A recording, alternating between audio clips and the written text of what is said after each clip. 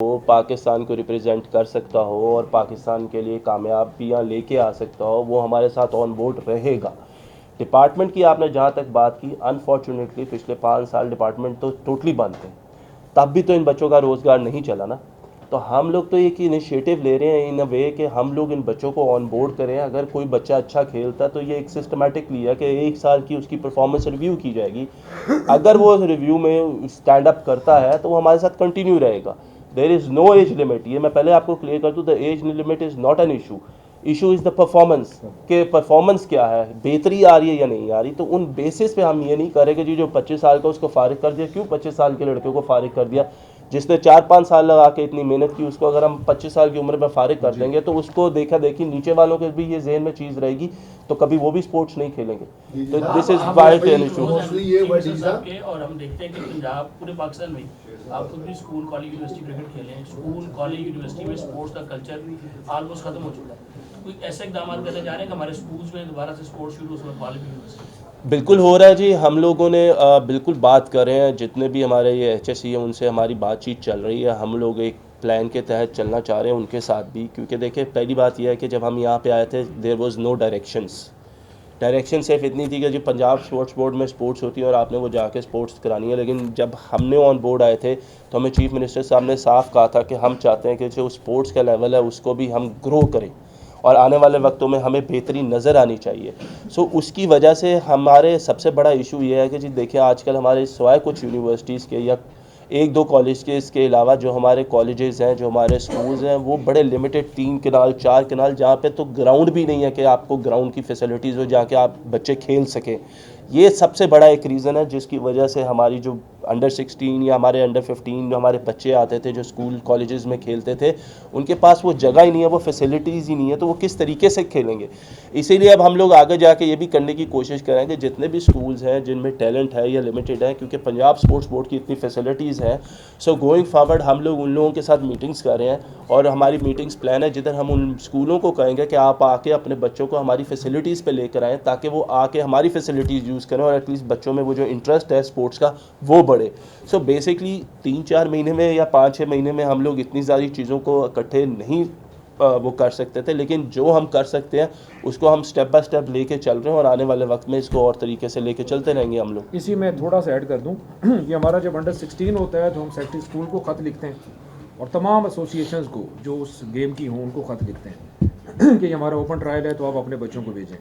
इसी तरह ये जब जनवरी में होगा तो ये सर हम ख़त हायर एजुकेशन को लिख रहे हैं क्योंकि बड़े आने, तो हम दोनों स्कूल जो एजुकेशन के डिपार्टमेंट और कंसर्न एसोसिएशन को ऑन बोर्ड साथ लेके चल रहे हैं।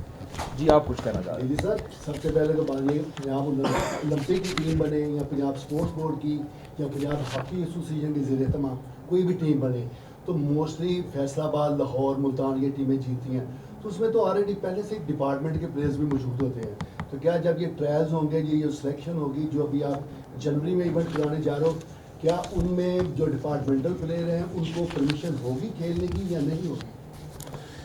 डिपार्टमेंटल प्लेयर्स को हम परमिशन खेलने की दे रहे हैं, लेकिन उसके बाद जब हमारी टीम बनेगी हम उनको ऑफ़र करेंगे कि आप किस कैटेगरी में फॉल कर रहे हैं। अगर आप इस स्टाइपेंड के साथ हमारे साथ रहना चाहते हैं फॉर 1 ईयर तो डिपार्टमेंट छोड़ के हमारे पास आ जाएं। अगर वो कहते हैं कि नहीं मैंने सिर्फ कैश प्राइस लिया था और मैं वापस जा रहा हूँ, तो फिर उससे हम जो अगली अपनी टीम होगी उनको अपने इस इंसेंटिव पे रखेंगे। They can go back but they can play अगर वो आना चाहते हैं, क्योंकि 70,000 कोई महकमा पर मंथ अभी तक नहीं दे रहा। That is I am sure 50,000 भी बहुत 50 भी नहीं दे रहा, इसलिए So इतना अच्छा basically, इंसेंटिव है कि वो इन शॉर्ट आपके सवाल का जवाब ये है कि जो लोग ऑलरेडी डिपार्टमेंट्स के साथ हैं हम लोग उनको ऑन बोर्ड नहीं करेंगे। ये चीज़ साहब एक सवाल आपसे था कि इंस्टीट्यूट ऑफ स्पोर्ट्स साइंसेज अभी पाल हुआ है, ये इसके ऊपर क्या स्टाफ हायर हो चुका है आपका, और इसकी जो डिग्रीज वगैरह हैं सर्टिफिकेट को देते हैं तो वो ऑथेंटिकेट कौन करेगा, इसके ऊपर क्या बता दें? इसमें still a long way to go. अभी तक हमने अपने ही जो सीनियर कोचेज़ उनको प्रिंसिपल, चीफ इंस्ट्रक्टर और 2 इंस्ट्रक्टर बनाए।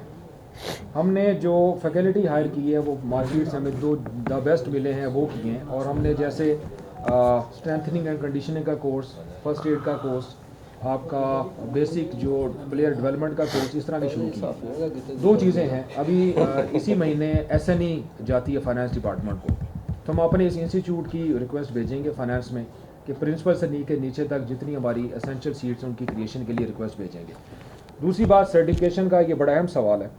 सर्टिफिकेशन का प्रोसेस हम आहिस्ता आहिस्ता इसको उस तरफ लेके चलेंगे कि हम एक सर्टिफाइड कोचेज़ क्रिएट करें।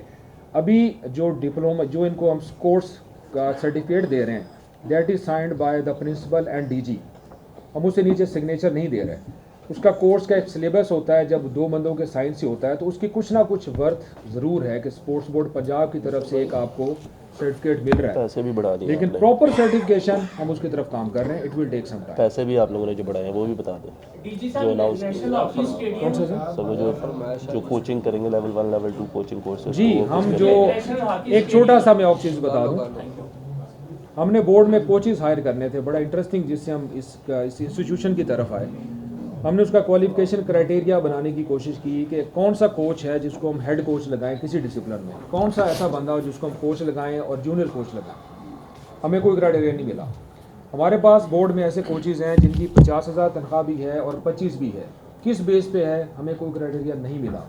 हमने 20 फेडरेशंस को पाकिस्तान में ख़त लिखा कि आप हमें बताएं कि आप कोचेज़ किस क्राइटेरिया पे हायर करते हैं। उसमें से 10 का जवाब आया, 10 का नहीं आया, और जिन 10 का आया उसमें से 3 का ऐसा है कि जो बात की समझ आती है, अदरवाइज़ बाकियों ने अपनी एक लैंग्वेज में हमें लिख दिया है। सारी इस 3-4 महीने के एफर्ट के बाद हम इसी नतीजे पे पहुंचे कि there is no standardized criteria कि आप हेड कोच कौन होगा, नीचे कोच कौन होगा। और अगर लेवल 1 है तो सारे कोचेज़ आके ये रोए कि फेडरेशन ऑफ़र करती है, 5 सीटें आती हैं, और वो तो जिनकी पहुंच है वो कर जाते हैं। तो मेरे जैसा बंदा जिसकी ना पहुंच है ना पैसे हैं, तो मैं कर ही नहीं पाऊंगा, तो मुझे तो कोच कोई नहीं रखेगा। हमने फिर ये शुरू किया कि क्यों ना स्पोर्ट्स बोर्ड पंजाब पूरे पंजाब में इतने मामला देख रहा है, हम अपना एक सर्टिफिकेशन का निज़ाम बनाएं, हम अपनी फैकल्टी हायर करें, हम अपना एक कोर्स डिज़ाइन करें। इंशाल्लाह इस महीने के एंड तक हम अखबार में इश्तिहार देंगे, जनरल पब्लिक से एप्लीकेशंस लेंगे। अगर आप में से मैट्रिक या FSC क्वालिफाइड है, हम ये वाले कोर्सेज ऑफर कर रहे हैं, 15 दिन के, 10 दिन के, छोटे छोटे, ताकि बेसिक कोचिंग की जो आपके स्किल्स हैं उन लोगों में आए। और इंशाल्लाह आप देखें कि ये थाउजेंड्स जो क्लब रजिस्टर हो रहे हैं, अभी सिर्फ उनमें वो बच्चे कोचिंग कर रहे हैं जो एक सीनियर प्लेयर है, वो हमारे पास आएंगे। हम मिनिमम फ़ी के साथ उनको जब ये छोटे छोटे कोर्सेज कराएंगे, इंशाल्लाह ये इतना बड़ा गैप फिल होगा कि जो भी बच्चा किसी क्लब में किसी गेम में भी खेल रहा है, उसको इंशाल्लाह कुछ ना कुछ बेहतर कोचिंग मिलेगी। ये हमारा एक लॉन्ग टर्म का एक finish it of. National hockey stadium के लिए आप लोगों ने एक उसका वो भी लगा दिया था कि वजीर आजम साहब शहबाज शरीफ साहब इफ्तिताह करेंगे, फिर बाद में उतार लिया। 22-23 करोड़ रुपया लग चुका है, लेकिन वो इस तरह ही पड़ी हुई है। तो क्या ऐसा नहीं हो सकता कि हम बजाय इलेक्शन का इंतजार करें, वजीर आजम का ऐलान करें? पाकिस्तान में स्टार हॉकी के खिलाड़ी भी हैं, कबड्डी के खिलाड़ी भी हैं, उनको बुला के इसका इफ्तिताह कर दिया जाए ताकि ज़ाया ही ना हो। देखिए, हमारी ऑलरेडी एक 25 दिसंबर को कायद-ए-आज़म डे के ऊपर, क्योंकि अनफॉर्चुनेटली पहला हमारा प्लान ये था कि हम कायद-ए-आज़म गेम्स के नाम से करवाते हैं, लेकिन क्योंकि कुछ लाइबिलिटीज़ होती है, जो कुछ लीगल प्रोसेसिंग होती है, उसकी वजह से हमें ये जो प्रोग्राम है, जो हमारी ये 6 स्पोर्ट्स का, ये लेट करना पड़ा, और ये हम लोग 14 जनवरी को चले गए। इसीलिए स्पेसिफिकली हम लोग अभी हॉकी फेडरेशन के साथ बात कर रहे हैं, जो पाकिस्तान की करंट हॉकी की टीम है और जो पाकिस्तान के ओलंपियंस हैं, उनको इंशाल्लाह हमारी है कि 25 दिसंबर को कायद-ए-आज़म डे पे यहाँ पे उनका एक मैच करवाया जाए, हॉकी का नुमाइशी मैच करवाया जाए, जिसमें वो आएँ और वो यहाँ पे खेलें। सेकेंडली, गोइंग फॉरवर्ड, यही जो हमारा कंपटीशन हो रहा है, जो हम स्पोर्ट्स का ये करवा रहे हैं अभी, जो विंटर गेम्स का जो हॉकी कंपटीशन होगा, वो भी सारा का सारा जो है वो हमारे मेन ग्राउंड के ऊपर ही होगा। तो उसकी यूटिलाइजेशन हम बिल्कुल करेंगे। और रिसेंटली अभी यहाँ पे जो टीम गई थी पाकिस्तान जूनियर हॉकी की, उसका कैंप भी यहाँ पे लगा था। और thank you very much ji.